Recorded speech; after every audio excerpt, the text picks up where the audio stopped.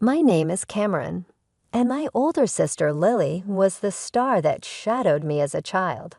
Aunts, uncles, cousins, you name it, were always in our home. Attracted by the prospect of my mom's renowned barbecue and the opportunity to witness Lily's performance, they would swarm into our backyard like ants to a picnic.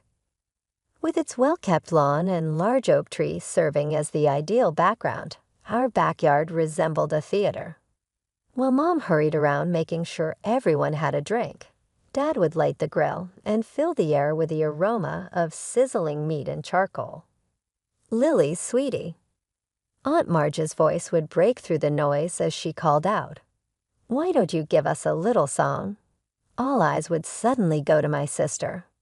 With a playful gleam in her eye and her golden locks bouncing, Lily would climb onto a chair. She would make a big clearing of her throat, and then magic. She would perform her best Celine Dion imitation, while My Heart Will Go On reverberated around the yard. The grown-ups would erupt, yelling and clapping like they were at an actual performance. Dad would frequently wipe a tear from his eye, while Mom and Dad would grin with delight. I would be out to the side, attempting to blend in with the shrubs in the meantime. My voice sounded like a strangled cat every time I opened my lips to sing, not because I didn't want to join in. And verse? Don't think about it. I would stammer and get red-faced as the words tangled on my tongue. I would hear family members remark on how different I was from my sister. The relatives weren't the only ones. Mom and Dad made it obvious who was the family star. I was left on my own as Lily was escorted between painting workshops, singing lessons, and dancing sessions. I didn't mind too much since I took comfort in the ancient, dusty books that adorned our shelf. Great Aunt Maggie was the only one who appeared to understand me. She would discover me with my nose deep in a book, either up in the treehouse or behind the garage. As she settled down next to me, she would inquire, "What adventure are you on today, Cameron?" Thankful for the interruption, I would glance up. "Oh, just reading about ancient Egypt," I would respond, pointing to the cover of my most recent discovery alongside her. Maggie's eyes would sparkle as she nodded. "Girl, you've got everything under control. Never listen to someone who tells you otherwise." I felt like my soul was being soothed by those times spent with Maggie. She didn't expect me to be someone I wasn't or to perform. I could just be Cameron with her, the quiet, bookish girl who liked the solitude of paper and ink better than the commotion of family parties. Even while I treasured such times, they couldn't take away the hurt of being the kid who was forgotten. My parents would show Lily their appreciation and give her presents, such as new clothes or the newest technology, if she learned a new song or won an award. And me. I received hand-me-downs in frustrated sighs. My haven was school. I settled in well in the classroom, even if I wasn't exactly Miss Popularity. I wasn't going to sit there and let the lessons sink in. Instead, I was going to make sure I understood everything the professor said. After class, I would remark, "Mrs. Thompson," in a calm but firm voice, "could you repeat the section on mitosis?" I didn't really understand. She would smile, clearly enjoying my attention. "Cameron, of course." "How about we review it together?" I would ask teachers for book recommendations if they were unable to do so. Before long, my backpack was always overflowing with additional reading materials. I was determined to become an expert in every area, so I would stay up late reading those books. By that time, all of that effort had paid off. I was at the top of my class when I started high school. I was the best at something for the first time in my life. I even made some bookish friends who were understanding of my reserved demeanor. When graduation drew near, our home turned into Lily Central. Mom was always helping her assemble her portfolio for some prestigious college's advertising and public relations program. Mom would exclaim, "Oh, honey, this campaign idea is perfect," as she gazed at Lily's work. "You're so talented." I would roll my eyes, go to my room, and spend all of my time studying. However, something inside of me exploded one evening over another family meal that was focused on Lily's college plans. My words, "I'm going to college too," came out quickly. "I want to study management." The ensuing hush was deafening. Then they all started laughing, which shocked and pained me. Mom responded, "Oh, baby," as she wiped away her tears. "We couldn't afford that. Once you graduate, you'll need to find employment. Simply put, you lack your sister's talent." It seemed as if someone had hit me. But I'm the top student in my class." I stumbled, an embarrassed and angry expression on my face. "I get straight A's." I hurried to my room and returned with my report card, which I slammed onto the table. Their eyes widened in amazement as they all leaned in to observe. "Well, I'll be damned," Dad said in a low voice while rubbing his head. "When did this happen?" "It's been happening for years," I said, "not that any of you ever noticed." At least Mom was decent enough to seem embarrassed.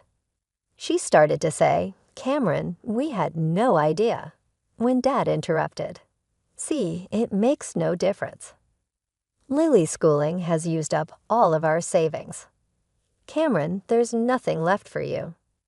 I apologize, but that's the reality. After graduation, you'll work at my cousin Frank's restaurant. I turned and ran, ignoring their calls. I sprinted up the stairs into my room, slamming the door so hard the walls shook. As I collapsed onto my bed, sobs racking my body, I felt something inside me harden. Fine, I thought, my hands clenching into fists. If they won't help me, I'll find another way. I'll show them all what Cameron can do. The next few months were a blur. Lily headed off to college, her departure marked by tearful goodbyes and proud parental embraces. Meanwhile, I threw myself into my studies with renewed vigor, determined to graduate at the top of my class. During this time, I found myself spending more and more time with Great Aunt Maggie. Her small cozy house became my refuge from the tension at home. One afternoon, as we sat in her sunlit kitchen sipping tea, she asked the question I'd been dreading. "So Cameron," she said, her kind eyes fixed on me, "what are your plans after graduation?" I stared into my teacup, fighting back tears. I don't know, Aunt Maggie. Mom and Dad won't help me with college. They say there's no money left after paying for Lily's education. Maggie was quiet for a moment, then reached across the table and squeezed my hand. "Cameron, dear, I've got some savings. I'd like to give them to you for college. You're smart as a whip, and I'll be damned if I let that brain of yours go to waste." The reality of her words hit me like a tidal wave. I burst into tears, overwhelmed by her generosity, and the sudden realization that my dreams weren't dead after all. "Thank you," I sobbed, throwing my arms around her. "Thank you so much, Aunt Maggie." The months flew by, and before I knew it, I was walking across the stage at graduation, diploma in hand. As I scanned the crowd, I saw Aunt Maggie beaming at me. My parents were there too, looking proud but uncomfortable. That evening, as I pored over college brochures, Mom walked in. "Cameron, honey," she said, her voice syrupy sweet, "your father's cousin Frank called. He's got a waitressing job for you at his restaurant. Isn't that exciting?" I took a deep breath. "Actually, Mom, I won't be needing that job. I'm going to college." Dad appeared in the doorway, frowning. "And how exactly do you plan to pay for that?" "Aunt Maggie is helping me," I said, my chin held high. "She's giving me her savings for tuition." The shocked silence that followed was almost comical. Then, to my disbelief, Dad's face turned red with anger. "Absolutely not," he bellowed. "If Maggie's got money to spare, it should go to Lily." She needs a car for her job in advertising after she graduates next year. I couldn't believe what I was hearing. Are you serious? I spat. This is my chance to get an education, to make something of myself. Don't be selfish, Cameron, Mom chimed in. Your sister needs that money more than you do. No, I said, my voice shaking but firm. This is my money now, and I'm using it for college. End of discussion. From that moment on, life at home became unbearable. My parents either ignored me completely or snapped at me over the smallest things. The tension was suffocating. After a particularly nasty argument, I called Aunt Maggie in tears and told her everything. "Pack your bags, sweetheart," she said without hesitation. "You're moving in with me." The next day, I stuffed everything I owned into a cab and drove away, watching my childhood home shrink in the rearview mirror. As I pulled up to Aunt Maggie's house, I felt a weight lift off my shoulders. The summer flew by in a whirlwind of preparation, and before I knew it, I was stepping onto the campus of State University. Thanks to my stellar grades and Aunt Maggie's generosity, I'd gotten into the management program I'd always dreamed of. On my first day of classes, I felt like I was floating on air as I sat in my introduction to business lecture, drinking in every word. I couldn't help but think, I made it. I'm really here. Meanwhile, Lily was starting her senior year at her fancy college. I hadn't heard much from her or my parents since I'd moved out, but I tried not to let it bother me. I was too busy reveling in my newfound freedom and the excitement of college life. But then, about a month into the semester, Aunt Maggie called me. "Cameron, dear," she said, her voice hesitant. "I think you should sit down for this." My heart raced as she filled me in on the family drama I'd missed. Apparently, Lily had shown up at home out of the blue, announcing she'd dropped out of college. The reason? She was pregnant. According to Aunt Maggie, Lily had been flippant about the whole thing. "Oh, don't worry," she'd said, tossing her hair. "The baby's father is loaded. We'll be getting married soon." But the story didn't end there. It turned out Lily's boyfriend wasn't as committed as she thought. When he found out she'd been sleeping with his friend too, all hell broke loose. Now they don't even know who the father is. Aunt Maggie sighed. I sat there, phone pressed to my ear, trying to process it all. Part of me felt a twisted sense of satisfaction. The golden child had fallen from her pedestal. But mostly, I just felt sad for Lily and the mess she'd gotten herself into. The saga continued over the next few months. Aunt Maggie kept me updated on all the gossip from the family gatherings I no longer attended. When Lily's baby was born, a DNA test confirmed her boyfriend was indeed the father. But instead of the fairy tale wedding Lily had envisioned, he simply agreed to pay child support.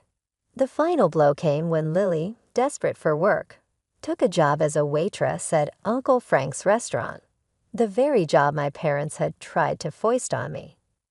As I hung up the phone, I felt a whirlwind of emotions. There was a small, petty part of me that wanted to gloat, to rub my success in my family's faces. But mostly, I just felt a profound sense of gratitude for where I was and how far I'd come. Years flew by in a blur of lectures, exams, and late-night study sessions. Before I knew it, I was walking across the stage at graduation, my hard-earned management degree clutched tightly in my hand. As I scanned the crowd, I saw Aunt Maggie beaming at me, tears of pride in her eyes. Thanks to my top grades and glowing recommendations from my professors, I landed a job as a manager at the Gilded Fork, one of the most prestigious restaurants in the city. The salary was more than I'd ever dreamed of, and for the first time in my life, I felt truly successful. With my first paycheck, I knew exactly what I wanted to do. I marched into the electronics store and bought the latest smartphone for Aunt Maggie. Her face lit up when I presented it to her. "Oh, Cameron," she gasped, turning the sleek device over in her hands. "This is too much." I grinned, already pulling out my own phone. "Not at all. Now let me show you how to use it." Over the next few weeks, I taught Aunt Maggie the ins and outs of social media. She took to it like a duck to water, especially loving Facebook's video feature. Soon her page was filled with clips of her garden, her cat, and her infamous apple pie in various stages of creation. I'd watch her videos during my lunch breaks, always making sure to leave a comment or a like. It was our way of staying connected, even when work kept me busy. One day, as I was preparing for the dinner rush, my phone buzzed. I glanced at it, surprised to see my mother's name on the screen. We hadn't spoken in years. "Cameron," her voice was hesitant. "We were hoping you might come over to talk." After a long pause, I agreed. That Sunday, I found myself standing on the porch of my childhood home, my hand hovering over the doorbell. Before I could press it, the door swung open. "Cameron," my mother pulled me into a tight hug. "Oh, sweetie, it's so good to see you." Inside, I found my father, Lily, and a toddler I assumed was my niece. The atmosphere was tense, but not hostile, like I'd feared. "You look good, kiddo," Dad said, his voice gruff but warm. "We hear you're doing well for yourself." I nodded, still wary. "I am. I'm a manager at the Gilded Fork now." Their eyes widened at the name of the restaurant. Mom cleared her throat. That's wonderful, dear. Actually, that's part of why we wanted to talk to you." Over the next hour, they apologized for how they treated me, admitting they'd been wrong to dismiss my potential. Then came the real reason for the reunion. "Cameron," Mom said, glancing at Lily. We were wondering if you might be able to help Lily get a job at your restaurant." I looked at my sister, bouncing her daughter on her knee. She wouldn't meet my eyes.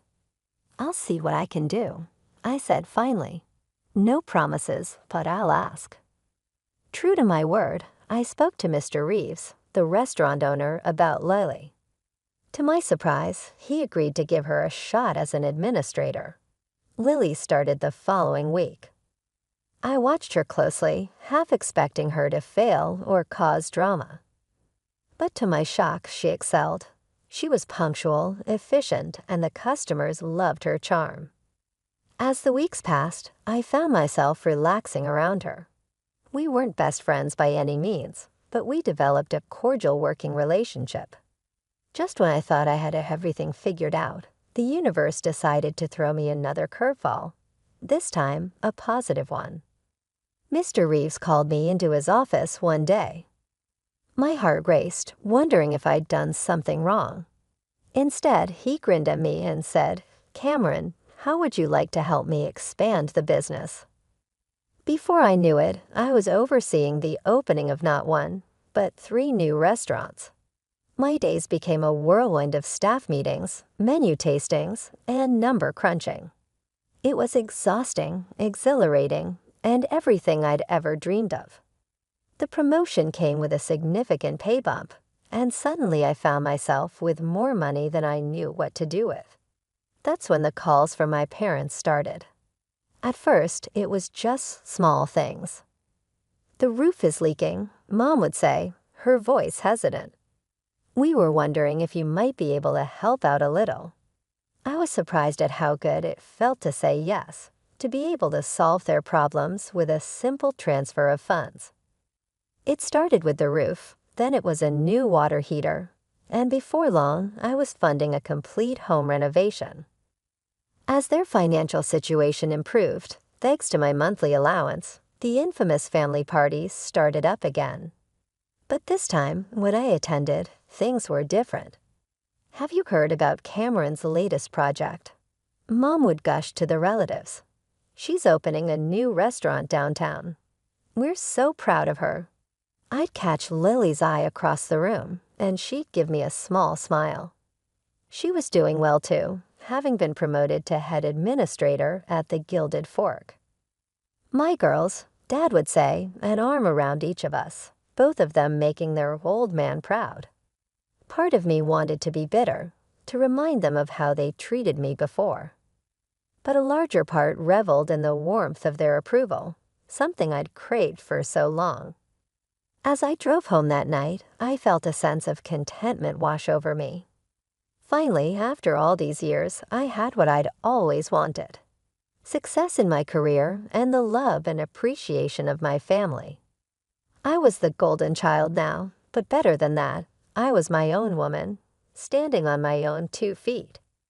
It was a lazy Sunday afternoon when my world came crashing down around me. I was scrolling through Facebook, sipping my coffee, when I saw that Aunt Maggie had posted a new video. It was from one of the family gatherings I'd missed due to work commitments. Smiling, I clicked play, expecting to see the usual scenes of laughter and mirth.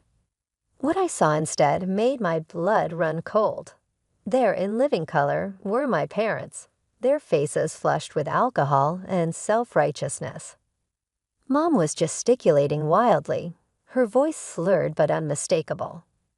And Cameron, that ungrateful little freeloader, she was saying, "She barely gives us anything. We're not made of money, you know." Dad chimed in, his face red. "That's right, we're doing just fine thanks to our Lily. She's the one keeping that fancy restaurant afloat. Cameron just rides on her coattails." The video continued with various relatives nodding along, some even adding their own criticisms. Lily sat in the corner, looking uncomfortable but not contradicting them. As the video ended, I sat there stunned. How could they, after everything I'd done for them, all the money I'd given them, how could they turn around and say such awful, untrue things? With shaking hands, I scrolled down to the comments. There, I saw a stream of messages from my parents. "Maggie, delete this video right now. You had no right to post this. Take it down immediately." But Aunt Maggie's response made me burst into tears. "I don't know how to delete videos, and even if I did, I wouldn't. It's time everyone saw the truth about how you treat Cameron. She's the one supporting you, and this is how you repay her kindness. Shame on you both." I sat there for what felt like hours, replaying the video, reading and rereading the comments. The betrayal cut deep, reopening wounds I thought had long since healed. Finally, I picked up my phone and dialed Aunt Maggie's number. "Oh, Cameron, dear," she said when she answered, her voice full of sympathy. "I take it you've seen the video." "Yeah," I choked, my voice raw from crying. "I can't believe it, Aunt Maggie. How could they?" I could hear the anger in her voice as she replied, "They've always been like this, Cameron. You just haven't been around to see it. I'm sorry you had to find out this way, but maybe it's for the best. You deserve to know the truth." We talked for hours, Aunt Maggie comforting me as I cycled through shock, anger, and grief. As night fell, I made a decision. I'm cutting them off. I told Aunt Maggie, my voice firm despite the pain in my heart. No more money. No more help.